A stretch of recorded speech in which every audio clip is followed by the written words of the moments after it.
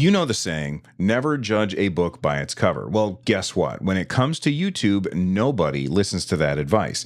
Everyone judges a video by its thumbnail and in title. And if nobody clicks on your video, then no one is going to watch your video, which is why your video packaging is so important. Hell, some would say it is more important than the video itself. So in this video, I want to talk about the title and thumbnail hacks and how you can make your videos take off, what matters most in your thumbnail, and it isn't what you think. I also want to talk about YouTube's new A/B testing feature, when to make a change in your thumbnail, and a new way to look at 1 out of 10 versus 9 out of 10 conversations. So I invited Jimmy Champagne, who runs a bunch of channels like PS Ready, Deck Ready, and his horror channel, which is simply named Jimmy Champagne, where he looks and talks about horror films. I also invited my friend Rich, who runs gaming channels Fan the Deck and Fan the Games. I've linked their channels in the description down below that like button, but let's jump right into that conversation. But first, this conversation was recorded using Riverside. Riverside is a virtual studio that makes recording and editing at the highest quality possible accessible to everyone. I've been making podcasts and YouTube videos for years, and Riverside is by far the easiest way to do this. You simply send a link to your guest and click record, and Riverside takes care of everything else. They use AI to develop show notes for you, find shareable moments through vertical video, and they do it all at incredibly high quality. Plus, editing is a breeze because they turn your conversation into text. So if there's something that you want to cut out, you simply click, drag, delete. So if you want to use Riverside to make your YouTubing and podcasting a breeze, check out the link in the description down below. I stumbled upon this by accident, and you definitely were like, okay, keep doing that, which is if a title works, you can use it again. Yeah. It's always showing it to new people, right? Like, it's not, people think the way YouTube works is it's like, I upload a Steam Deck video and it is going to show that video to literally everyone on the internet on YouTube who's ever watched a Steam Deck video. Whereas in reality, what it's doing is it's giving it to a small bucket of people, seeing how they react to it, and then if they react well, it gives it to a bigger bucket of people, and then a bigger bucket. So the first bucket is always a different group of people. So like the vast majority of the time, most of the people that are seeing the video have not seen that title or that thumbnail, unless you're talking like a million view thing. But like, right, I don't think any of us have hit that realm yet. Not yet. But Rich's we will. Rich's his biggest video, it's gonna get there. I guarantee it. It's gonna be that one. Cross my fingers. I love, like, Rich told me that title, using that title again, and then like you said, Jimmy, a lot of your thumbnails are, especially for Deck Ready, are extremely similar, and that doesn't really seem to hurt you. I have always sat there and thought about, like, I do a lot of thumbnails where I've got my camera over here and it's pointed down at a mat. Like I got like these little leather mats that are on my desk in different colors. And I'm like, oh, you know what? I've used red the past couple times. I better switch it over to another color because I don't want people to think that they've already seen the video when they see the thumbnail. Do you ever worry about that with like Deck Ready, where you're using basically a color picture of a Steam Deck with a word on it, and then you're like, people are going to skip it because they think they've already watched it? The only thing we change there is we'll change the color of the deck, because Valve was awesome and they put out a bunch of great, different angled shots that are really well produced of the Steam Deck. So they're really easy to cut out and recolor. Mm-hmm. And a lot of times on Deck Ready, for some reason, the thing that makes the difference on whether or not a video succeeds is not the text in the thumbnail. Mm-hmm. It's what color the freaking Steam Deck is. Like, sometimes a yellow deck just does better than a red one. And it's like, that's what frustrates me, because I don't know why. It's just like the group of people it showed it to responded better to a red Steam Deck. But yeah, the cool thing is now YouTube lets you, for certain channels, like PS Ready has this feature where you can, this is the best, because you can upload 3 thumbnails when you upload the video, and YouTube will automatically like filter through them and just go with the one that gets the best CTR. And that, I forget how long the process takes, but when the process is done running through its course, you can then make 2 more thumbnails and go with the one that did well the first time and add 2 more and run it again. So you can kind of like filter every video down to like the best thumbnail, which is awesome. But we were doing that manually before, even with Deck Ready, where Matt every hour would change the thumbnail and record the CTR and then say, okay, the first one did better, wait 30 minutes, switch it back. Like he has a whole math-based system that he uses that like I don't truly understand, but like I get the gist of it. And it's good that YouTube has recognized that, because Snapchat's had that feature for 5 years, where when people upload videos to Snapchat, it picks out like 15 different thumbnails from the video and feeds them to people and picks the best one. So I want to talk about this A/B testing for a second, because, okay, I had a video I posted today. It's doing like it started out as a 5 out of 10, and then I'm not being started rude and being on my phone. I'm literally looking at your guys' channels when you're talking about specific things, just so people are watching. Just for context. Yeah. So the picture that I or the thumbnail that I posted, it was a 5 out of 10, and then it dropped to 6 out of 10. And I had already made like 3 or 4 different thumbnails trying to decide which one I was going to go with. And I talked to some friends and they said, this is the one that I would go with. So I did, but then it started to fade.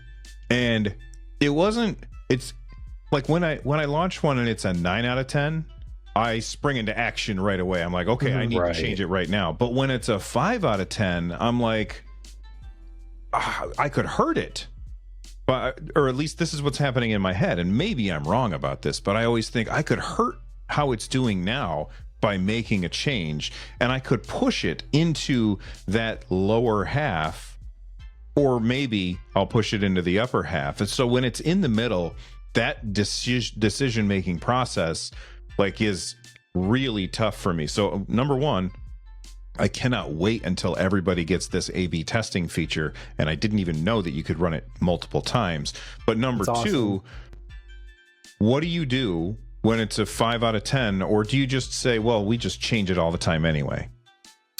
I mean, the ultimate goal is always to get it higher than, like, to be in the top 1 or 2 spots. So like I always switch them out when they're 5 out of 10 or 9 out of 10. Even when they're like 2 or 3, we'll still run the thumbnail test a couple of times just to make sure that it's the best. Because usually when you get a 1 of 10, there's an outside factor, like what Rich was just talking about, where Google search is really helping you, which sucks, because I hate that when you get the really big viewed video and you're like, yes, and then you realize it's because it's in the Google search, because what that does is immediately drop your watch time. I don't know if you guys experience this, but it drops tremendously, like just kills your watch time. And I would get that with Halloween a lot too, where if I did, like, I stopped putting Halloween Ends trailer in the title because I realized that would get me more views, and because immediately it would put it in the Google search. But I was okay with losing those views just because I like the higher watch time. Like,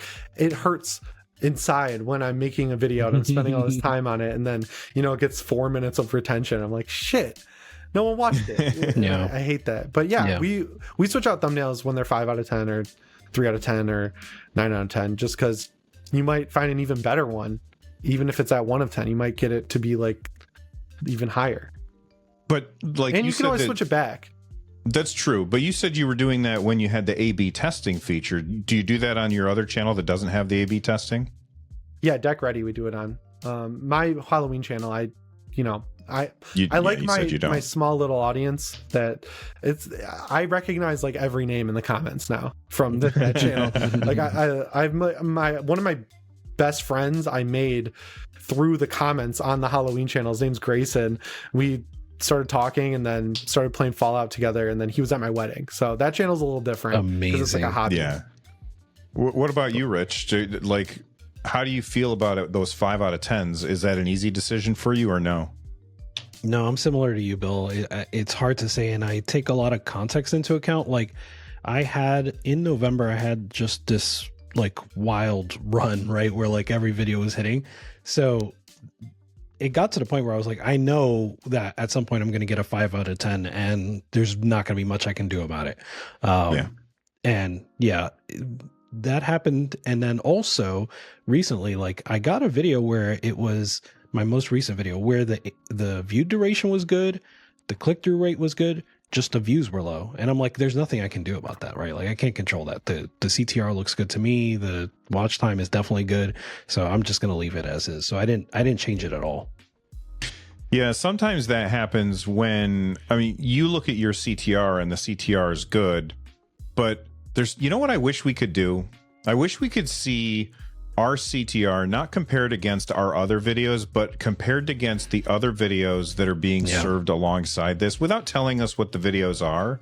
Yeah. So that I could say, okay, a 5% or not 5%, that's terrible, but let's say that we're getting like a 10% CTR, which, you know, at first is awful, but you know, if it settles at about 10%, that's pretty good.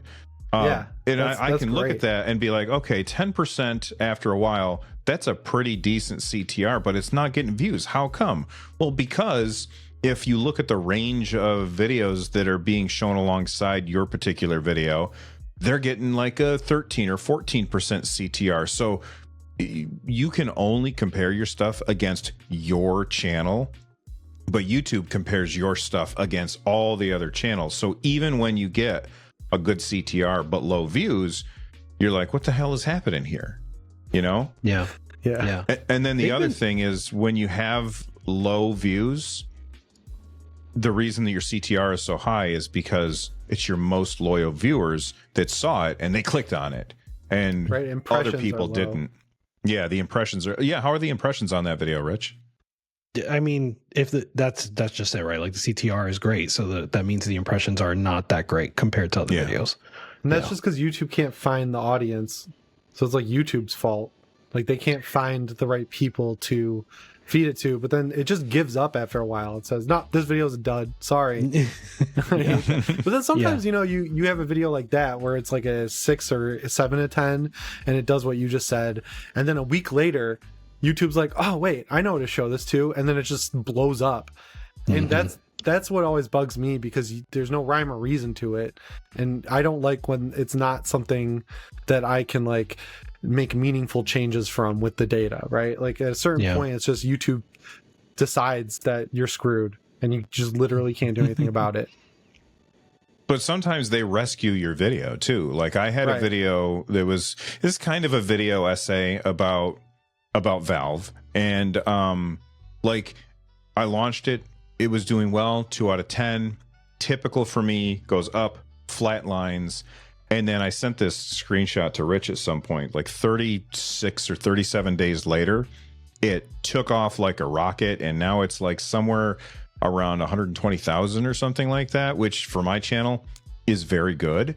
So like when that happens after the fact, that's always like, yes, I didn't do anything to make that happen, but it also means that YouTube found me some new people that probably didn't know about me before, because most of the people who already knew about me, if they wanted to watch it, they probably would have already watched it. You know what I mean?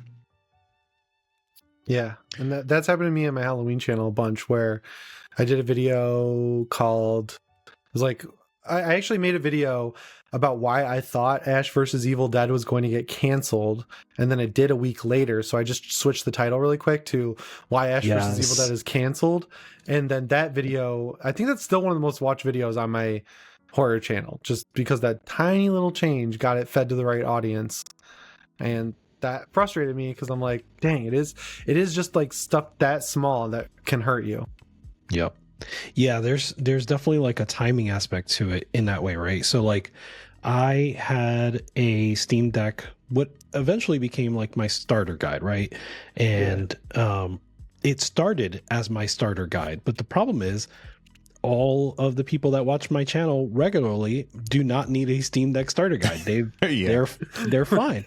So it started as a starter guide, and then it bombed, so I called it something else, Q3 review or Q4 review, because I had done a few of those at that point, and those did pretty well.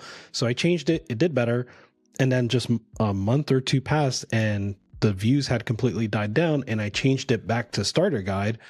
And that, you know, now that it was being spread to new people, these people need a Steam Deck starter guide. So it did well then, and it became one of my bigger videos.